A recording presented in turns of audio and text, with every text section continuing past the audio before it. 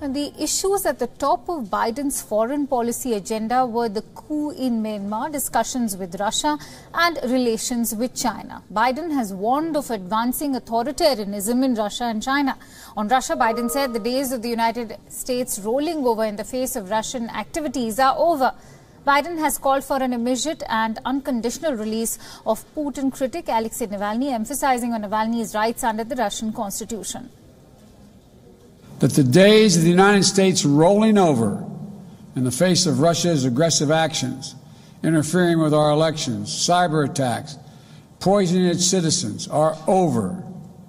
We will not hesitate to raise the cost on Russia and defend our vital interest and our people. The politically motivated jailing of Alexei Navalny and the Russian efforts to suppress freedom of expression and peaceful assembly are a matter of deep concern to us and the international community.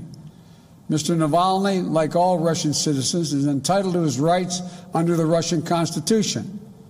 He's been targeted for exposing corruption. He should be released immediately and without condition. Biden has vowed to confront China's economic abuses and counter its aggressive, coercive action on human rights. It aims to do so by renewing role in international institutions and reclaiming much of the lost credibility. We'll also take on directly the challenges posed by our prosperity, security, and democratic values by our most serious competitor, China. We'll confront China's economic abuses, counter its aggressive, coercive action to push back on China's attack on human rights, intellectual property, and global governance. But we are ready to work with Beijing when it's in America's interest to do so.